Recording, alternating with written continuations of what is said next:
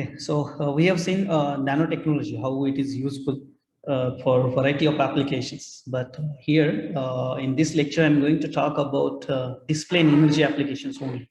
Basically, influence of nano-hetero-architectures in device application. So here three most important words are there, that nano, hetero, and architecture. So we are preparing nanometers and then fabricating two different nanometers together, so to form a hetero architecture. So architectures in the sense there are different morphologies.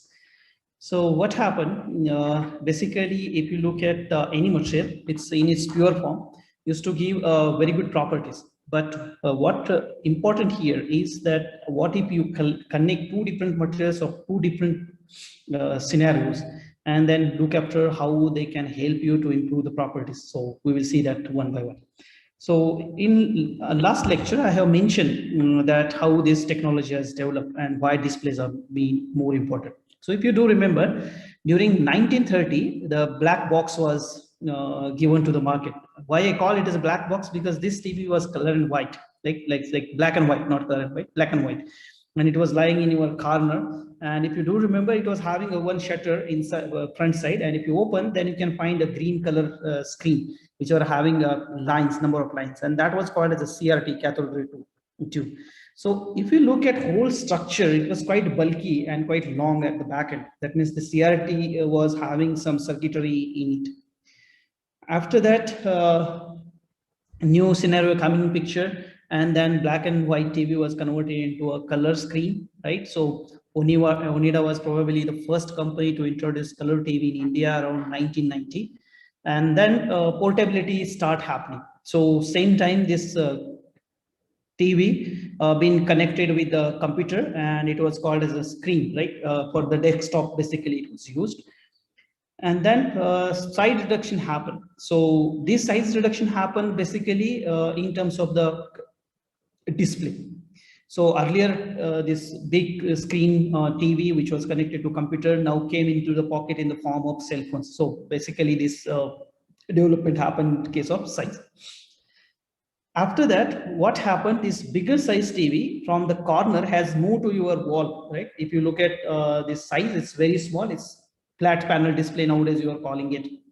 So how come this bigger screen has converted to a smaller size? That means definitely the component which were used to assemble the CRT has been changed, and this bigger size component are being converted into a thin film format, and the whole circuitry had changed, and that's why your TV from corner has moved to your wall.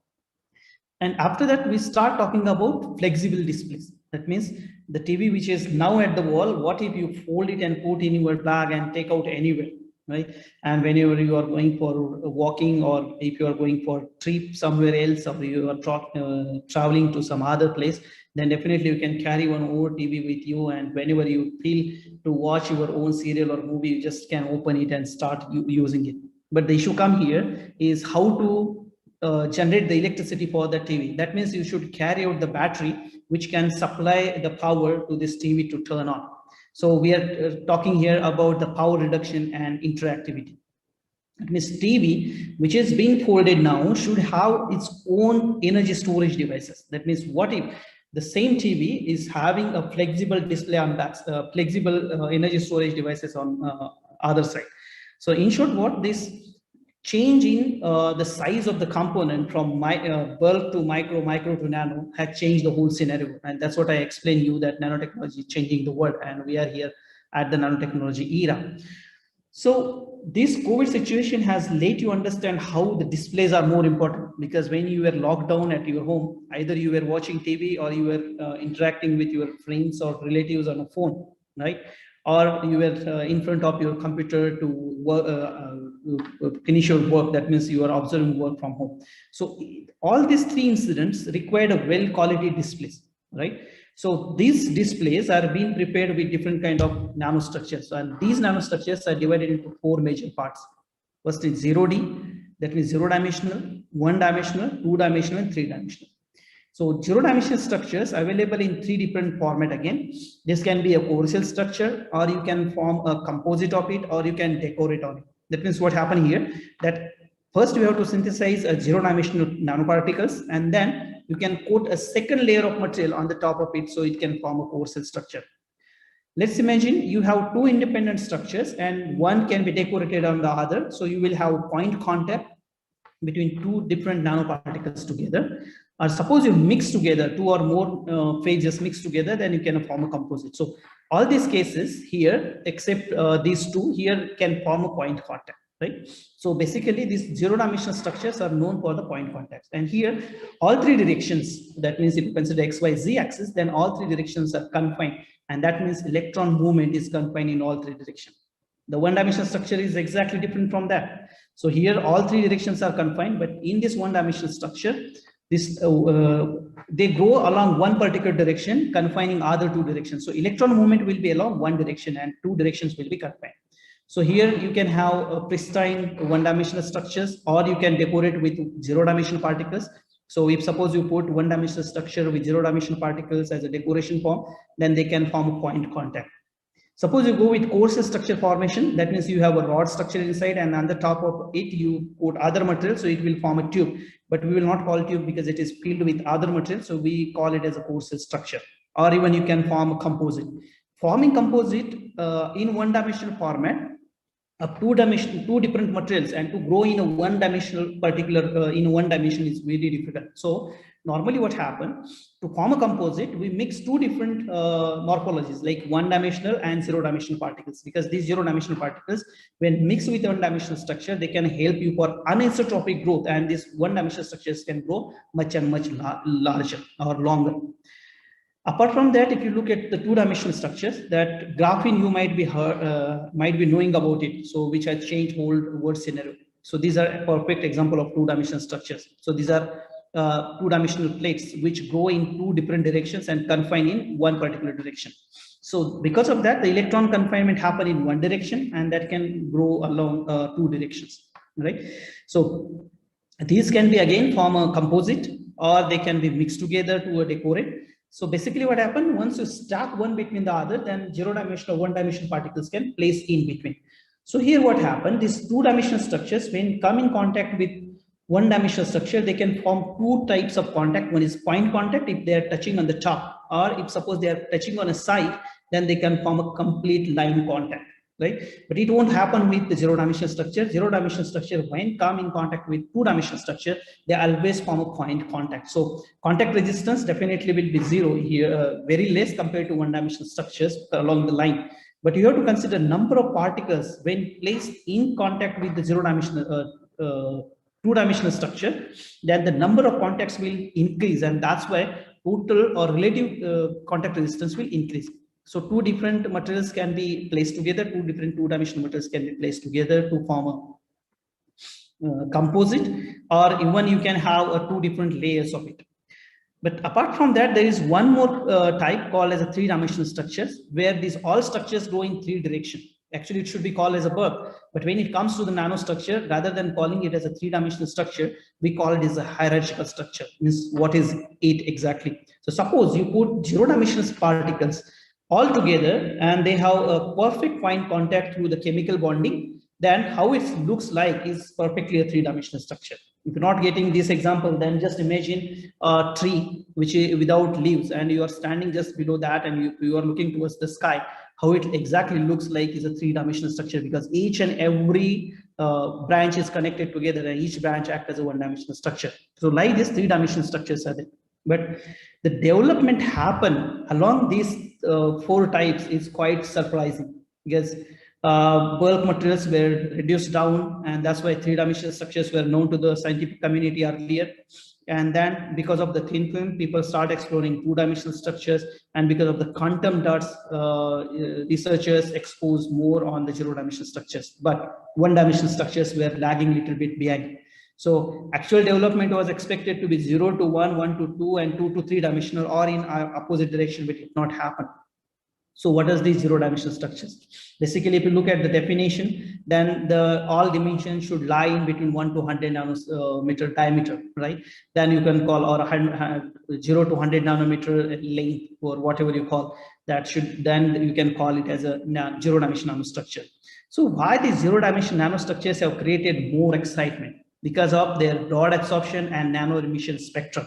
which means that single exciton source can be used to excite quantum dots or zero-dimensional nanoparticles for different colors, and that's created a massive revolution in a medical field. So you can see here this cadmium selenide and zinc sulfide nanorods, quantum dots have been placed inside the mouse body, and when they are excited with a single exciton source, then they show different colors. So this kind of technology been used for the cancer detection, right? So not only this, there are some other applications of this zero-dimension particle, optical storage. I have mentioned earlier that gold nanoparticles are being used to create different colors. That means if you reduce the size of the gold particles from 50 nanometer to 10 nanometer, then from golden color you can convert it to a red color. Just think about in a different way. That means you can use those gold nanoparticles as optical storage devices because they carry different photonic information with reduction in size. LED light, which was earlier available only in red color, nowadays you can see a different color of lasers available in the market, and that's why you can see a laser show very easily. So that's happening because of these quantum dots. Next is organic dyes, which are being used in dye sensitized solar cell or organic solar cells, right? So that's changing whole scenario, because silicon solar cell, which was giving you a 11% efficiency at max, now has reached to close to 30 or 35% efficiency. Quantum computing, where only a single quantum dot can control all signals across this and can increase the speed by 1,000 times for normal computer. Earlier, hologram was used for the security purpose, but what if you put the quantum dots over here, right? And these quantum dots can have a single exciton source. Solar panels, one more example. So these are number of applications where these zero-dimensional particles are being used. And the best example here is the solar panel. So you can see here, these cadmium selenide particles are mixed with titanium dioxide, right? So titanium dioxide also having a zero-dimensional particle. So when they come in contact, they form a point contact. But because of this interrelation, they have a long traveling path for the electrons, but that won't happen when they are in one-dimensional structure. So here is a perfect blend of two zero-dimensional structures, but here is a blend of 1D and 0D structure together. So what happened here, this one-dimensional nanotubes of the titanium were decorated with zero-dimensional particles, and then this one-dimensional tube, titanium tube, act as a continuous pathway for the electrons, and that leads to create a very good efficiency. So not only that, there other thing happened that they form a rainbow set where these nanoparticles from 2 to 4 nanometers were being prepared, and they were coated in a different places. That means at the bottom 4 nanometer, and slowly those were being increased.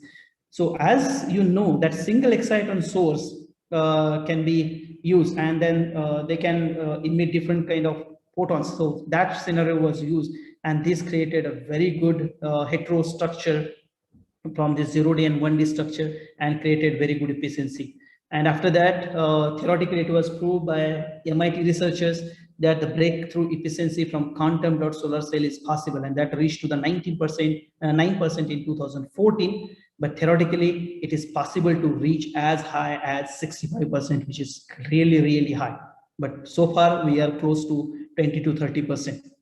But one thing from these heterostructures, we understood that if you want to go for better efficiency, then you have to club this with 1D and 2D. We have to 1D and 0D. We have to club together. That means one-dimensional nanostructures are having a potential to increase the efficiency along with the zero-dimensional structure. So what are those one-dimensional structures? So they are always grown in one particular direction, confined in other two directions, and they provide an advantage of good template. That means suppose you have a rod and you want to coat other material on the top of it, then definitely this next material which you will be growing, they will go along one particular direction. So they can act as a very good template. Even this rod can act as a template to grow a core cell structure, and that means tube and rod structure together.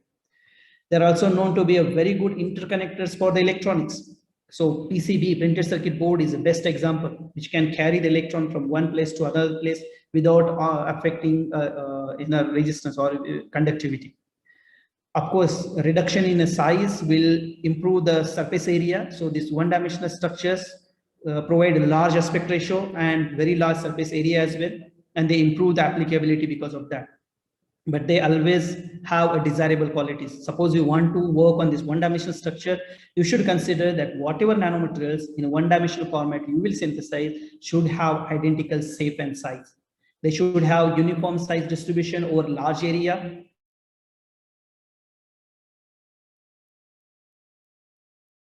They should have perfect crystalline chemical composition inside the surface. That means I'm talking about the core cell structure. And each and every structure which you will be doing should have individual dispersion, right? That means they should not be agglomerated together.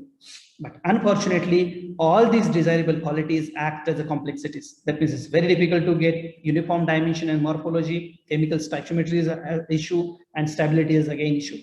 Why it is so? Because these one-dimensional structures always follow a self-assembly because they are anisotropic growth, where self-catalytic or catalytic growth mechanisms takes place. And when you provide a growth spaces to it, then these catalytic particles will later grow in one particular direction. Now let's imagine you want to synthesize nickel oxide, right? Just an example. When you start synthesizing this nickel oxide, you have to make sure that sufficient oxygen quantity is there. If not, then this nickel oxide, which is in stable pure form with 1:1 ratio, will convert into 2:3 unstable ratio. That means chemical stoichiometry will vary accordingly. Another way that sometimes more oxidized phases will form at the bottom or at the top or on the surface, and less oxidized phases at the bottom or inside the core. But these one-dimensional structures, to grow, you have to go for catalytic particles or self-assembly. That's why the dimensionality always changes. So it's very difficult to get a uniform dimensions throughout the deposited area. And because of that, the crystal structure may also change. So it is quite possible that two different crystalline morphologies you can observe in one-dimensional format. And once you reduce the dimensions from bulk to nano, and that too here in one-dimensional structures, you are reducing one particular direction into 100 nanometer, then because of that, the melting temperature of this nanowires change drastically, and that's why it affects the stability. So whatever desirable qualities are there with this one-dimensional structure always act as a complexities.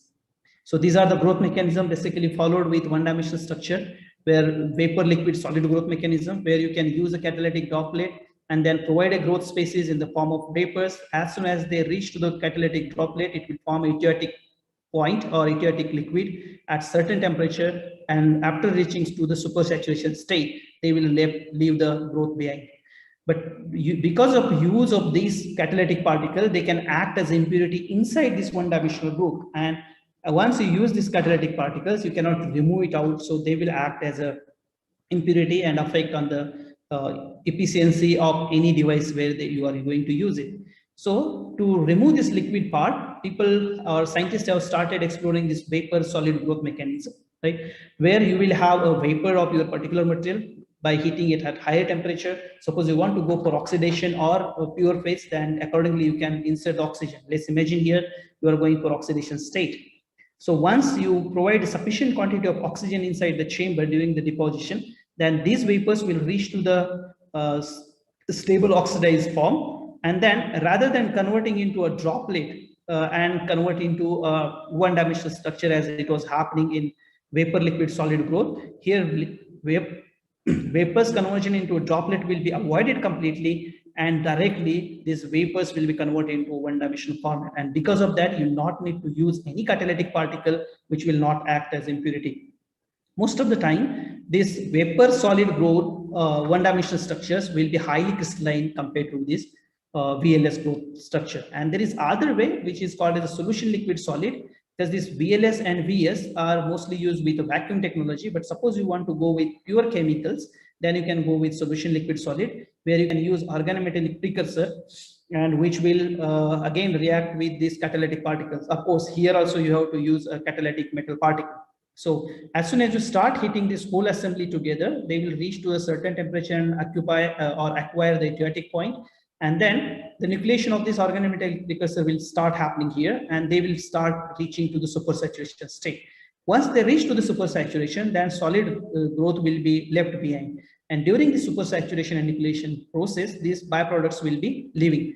So these byproducts sometimes get stuck inside this one-dimensional structure, and they will act as a impurity. But here again, you cannot remove this catalytic metal particle. So this again will affect on the efficiency of your devices.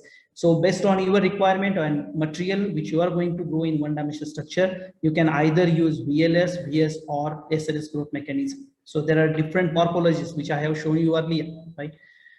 So apart from that, there is one more part called a two-dimensional structure. Because in this talk, I'm going to introduce you with hetero-architecture of 0D, 1D, and 2D and 1D structures. So what are those 1D, 0D, 2D structures? So if you look at the best example for this 2D structure is a graphene, and which can be easily prepared with chemical vapor deposition.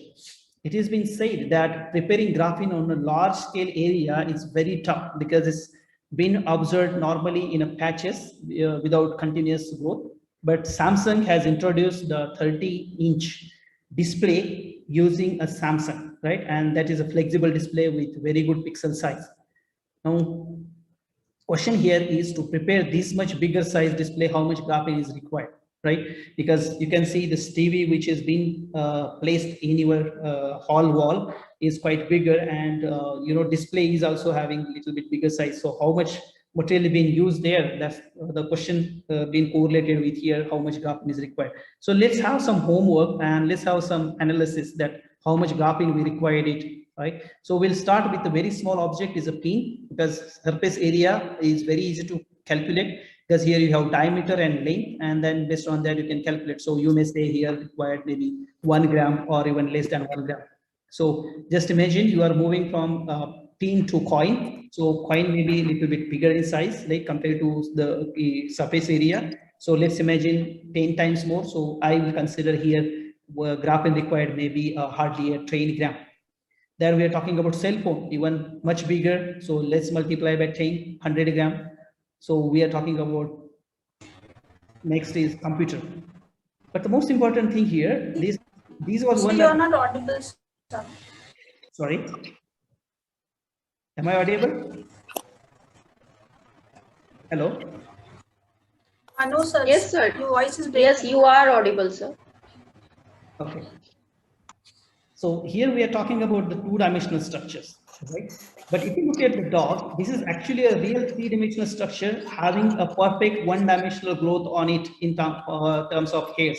So just imagine if you start calculating the surface area, the common person may say we just consider the outermost surface area, but you have to consider the one-dimensional growth of the hair. So total surface area will be larger, and if suppose you want to put a graphene on it, then definitely the surface area will be much larger.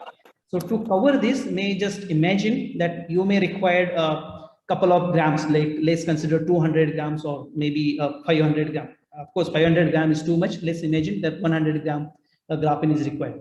Then what if you start covering the whole car? So it may require a 500 gram. But here I'm talking about the elephant, even much larger surface area.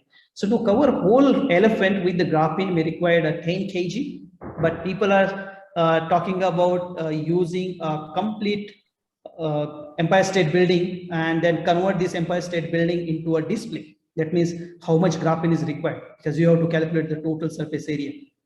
Samsung has introduced only 13-inch surface area, right, in terms of graphene as a display. And here we are talking about a complete Empire State Building as a display device using graphene. So let's have an actual exercise, how much graphene required. So you may be thinking we required a graphene maybe around 100 kg. Is it really true? So let's see here. So to identify how much graphene is required, first task is we have to find out the atomic density of the carbon, and we have to find out the number of carbon atoms per area, how many carbon atoms are there. So we can find out the periodicity. So you can see here the graphene, which is in one layer format, having a distance between two carbon atoms is 0.14 nanometer. So if you put in a periodicity, then there are two carbon atoms available in each hexagonal ring. So this will make you easy to identify how much graphene is required. So let's start with single hexagon, which is having 6 carbon atoms. Now, how many carbon atoms are there in a hexagon? Just 2, right? Because we put in a periodicity. So this periodicity gives you a 2 carbon atoms in each hexagon. Now, after that, we can calculate the area of the hexagon, which is coming is equal to 0.05 nanometer square. And then we calculate the area of Empire State Building, because its height is 381 meter, length is around 130 meter, and width is around 157. Of course, we have not considered in the total. This is just a rough estimation. And if you calculate the total area of this Empire State Building, it is close to 1.5 into 10 raised to 5 meters square. Right? It's quite huge area. Now, real exercise starts here, that how much carbon atoms we need. So this is the total surface area of the Empire State Building, and below we have a total area of the carbon atom, right, or carbon hexagon. And then there are 2 carbon atoms in each hexagon. So if you calculate that, then we have a value is 6 into 10 raised to 24, but we have here. And then consider the atom, which is having 6 proton and 6 neutron. So 6 into 10 raised to 23 is equal to 12 gram, right? So if you start calculating the actual amount required, it's just 120 gram. So how much energy, how much material will be stored by using this graphene to convert it into complete display? Just can imagine. This is going to be a really revolutionary in a display devices. So is graphene only the material which being used in a 2-dimensional family? Of course not. There are different families. One is graphene family, next one is dichalcogenides, and other is 2-dimensional oxides. In graphene family, you have real graphene, white graphene, black carbon, then fluorographene and graphene oxide. But here you see this blue in color indicates that these monolayers are stable under ambient atmosphere. That is, they can be used for real-time application in open atmosphere. The other families which are shown here in a green color, they are considered to be probably stable in air, but much more research work has to be done to really identify whether they are stable in air or not. Then this gray color indicates that the 3D compound, when you exploit down to the monolayer, they are yet not been explored much. So very little information being available, because they are mostly observed in 0D or 1D format. And the red one here indicates that they are probably unstable in air, but they are more stable in an atmosphere. So based on that, you can decide in which application you want to use. The most beautiful thing about this graphene family is they can cover whole spectrum, which starts with visible, ends with radioactive, right? Because they have been having different band gaps. So there's, if you consider the graphene, which is semi-metal, and then if you consider HIVN, which is insulator having wide band gap, right? In between what comes is black phosphor and MOS2, molybdenum disulfide, right? But even that, due to this whole range, they are controlling variety of applications. So here we will consider only MOS2, which is having a band gap between 1 to 2.5, and that can serve very good for the electron movement in display devices.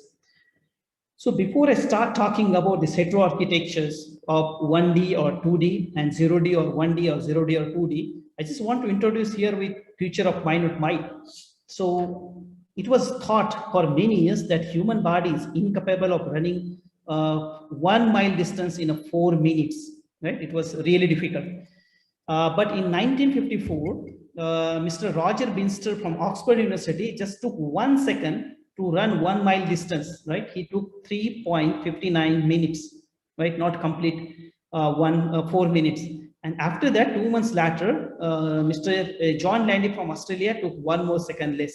And now if you look at, then it become a quite common practice, because Usain Bolt, who ran 100-meter distance in 9.58 seconds, if you ask him to run, maybe he will take less than 3 minutes. Wendy Van, who set a record for 400 meters to run in 43 seconds, may take even less than 3 minutes, right? So this has become a quite common practice. So same thing happened with this science. Because this for many years, based on the thermodynamics, it was said that having a single atomic layer is independently is impossible. That means thermodynamic itself says that existence of single atomic layer is impossible. That is independent existence. So because of that, this Professor Ejima from Japan, he could introduce the carbon nanotubes to the world. And these carbon nanotubes were what? These were single atomic layers of the carbon folded one above the other, like here, what you are seeing, B and C figure, this single carbon atomic layer with folded one and more or two times, and they convert into a one-dimensional structure. So he couldn't oversee this thermodynamics law because he still believed that it's impossible. But after that, history created by Professor Andre and his student Constantine in 2004 from the University of Manchester. They obtained a single layer graphene using just Scotch tape exfoliation. Right, it's a very simple technique. They published this 3-page paper in a Nature journal, and it was rejected twice. Initially, it was saying that isolating a stable two-dimensional material is impossible based on the thermodynamics. And second time, it was said that it was not sufficient scientific advance. Just imagine these two statements, right?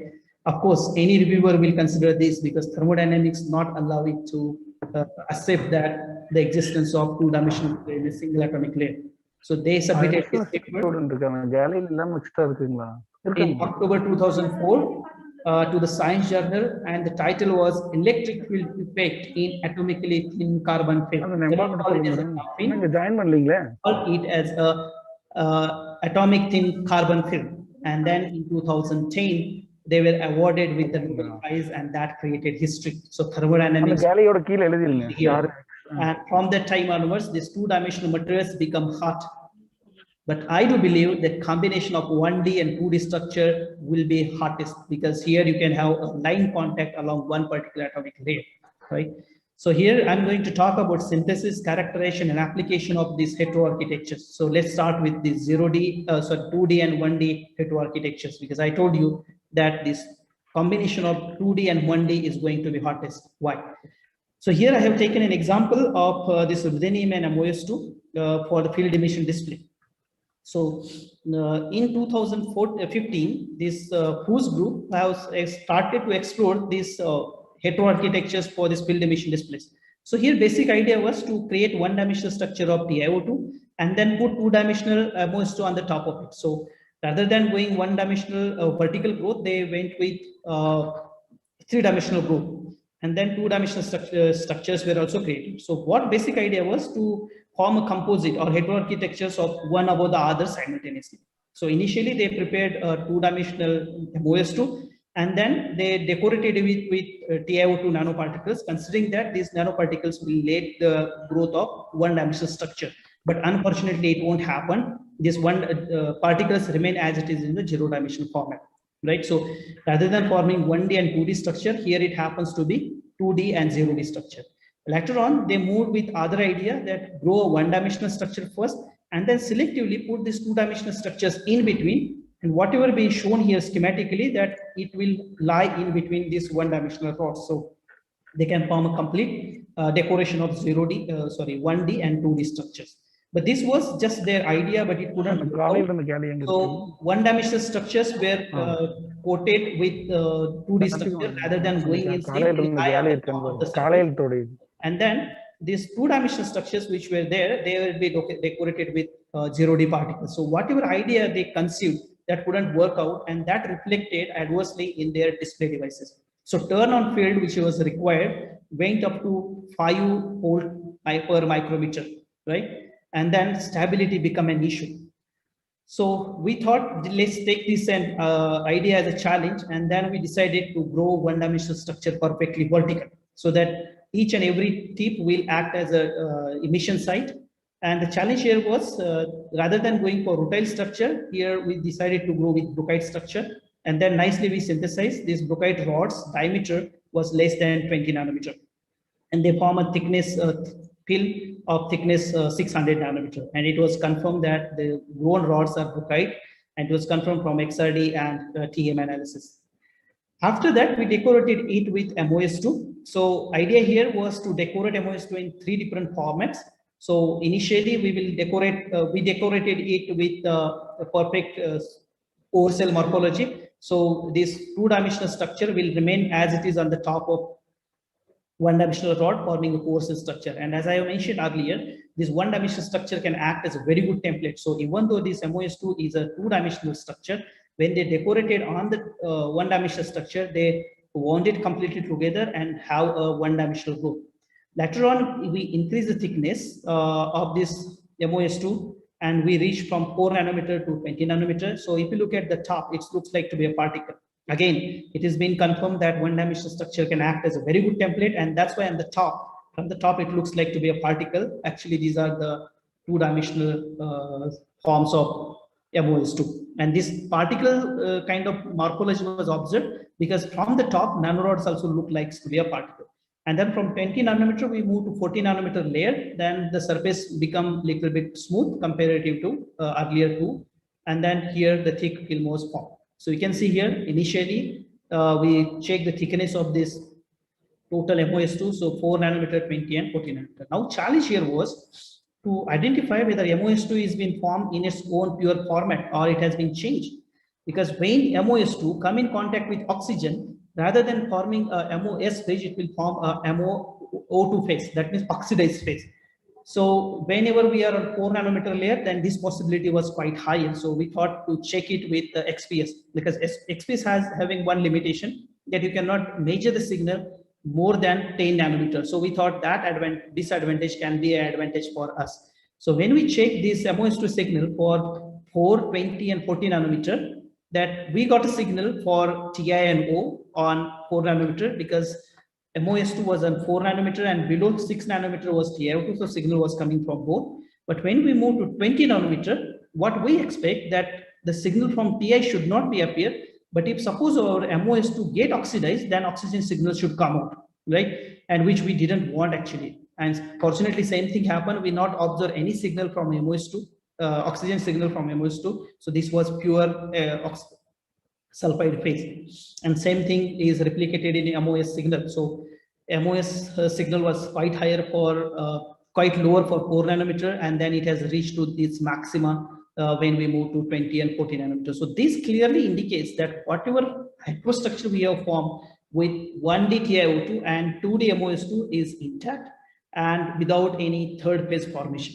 So after that, we check its field emission property. So you can see pure TiO2 is showing turn on field close to 3.9 when the separation between two electrodes is 2000 micrometer and threshold field was 4.9. And these all measurements past the orthodoxy test means indicates that whatever experimental work is done is in line with the theoretical predictions.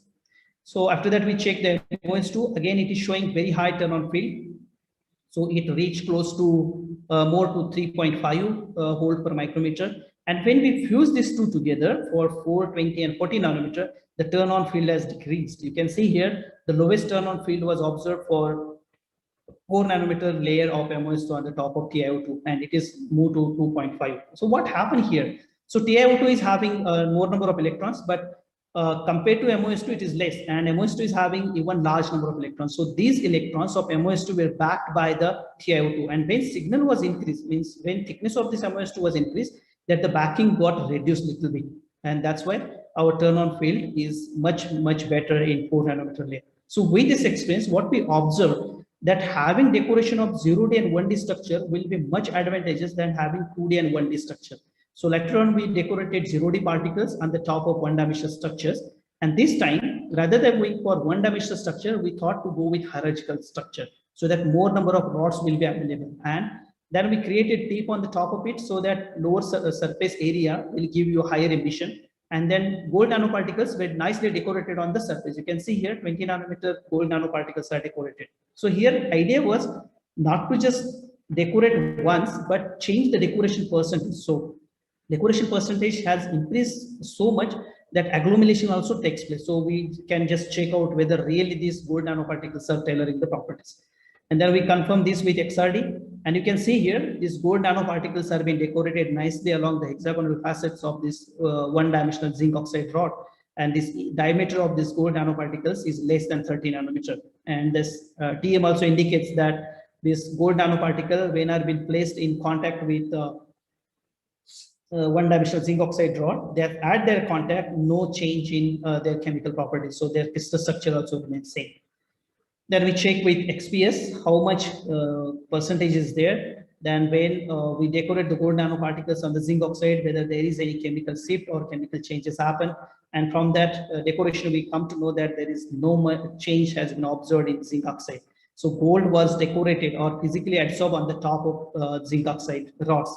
And then you can see, as soon as we increase the reaction time, the gold decoration was increased. So here initially 0, and then as soon as we increase, then gold decoration has increased. So gold signal is increased.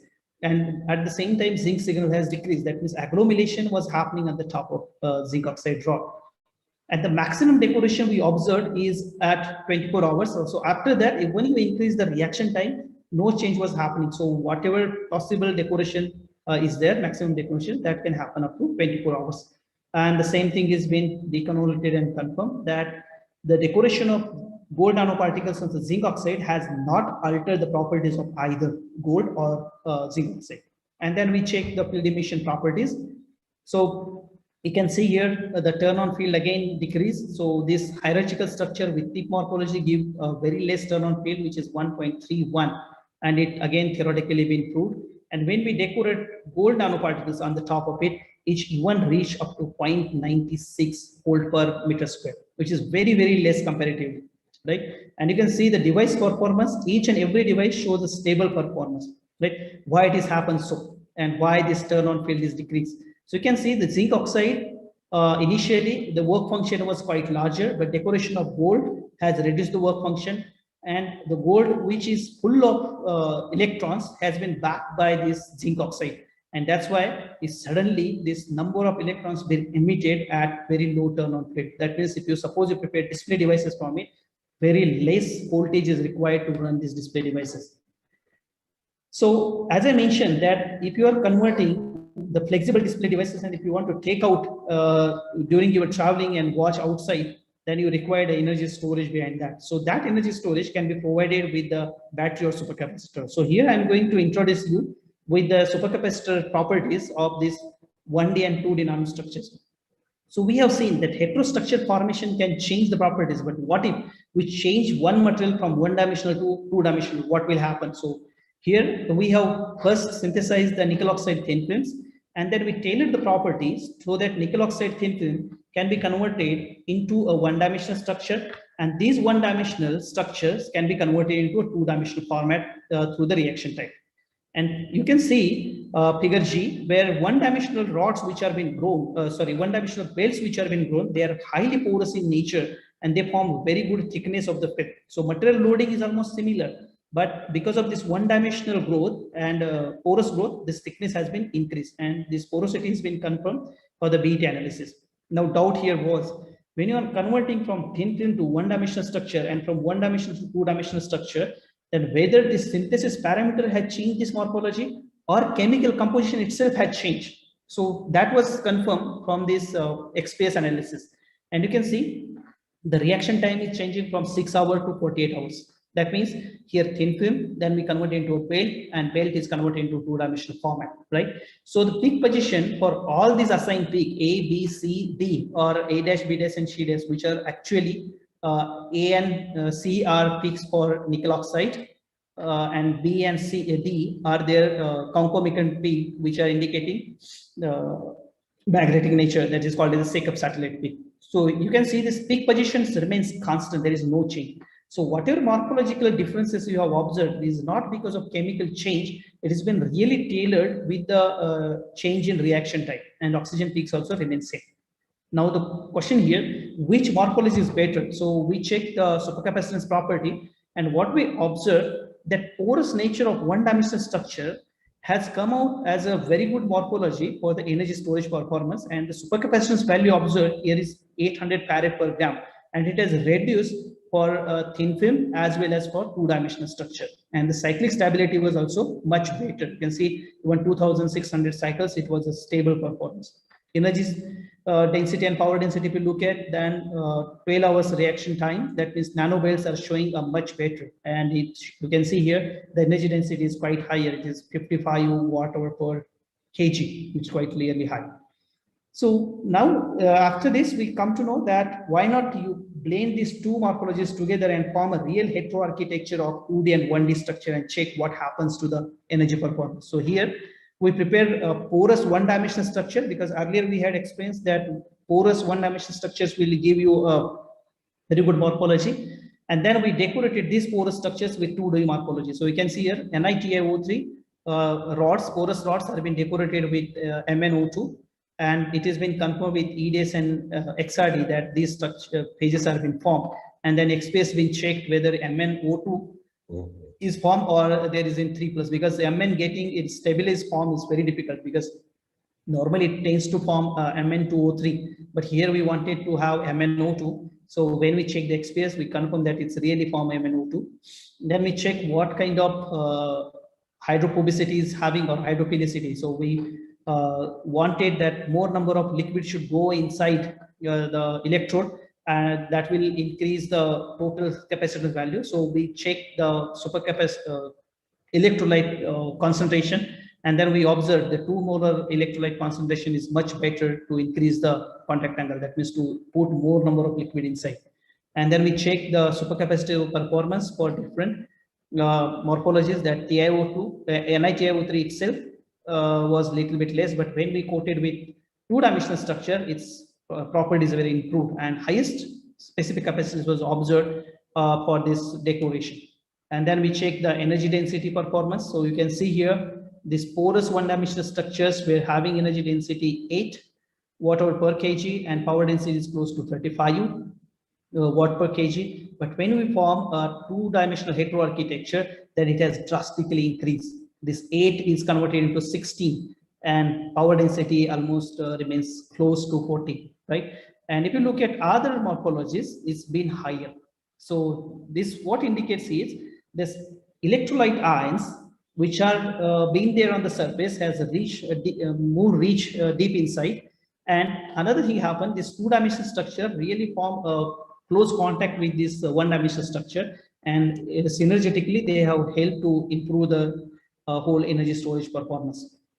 So these nano-hetero-architectures are definitely having a very good advantage, and they can be used in a supercapacitor, lithium-ion batteries, sodium-ion batteries. Also, you can go with lithium-oxygen battery, which are new field. And if suppose you want to go for hybrid and hybrid supercapacitor, that means I'm talking about supercapacitor. That means supercapacitor and battery can be fused together. Apart from this, these heteroarchitectures have advantage in photocatalytic applications. That means I'm talking about the water splitting or dye degradation. So here different families can be explored. And this work, whatever I have mentioned, this has been done by 2 students which are passed out during their PhD.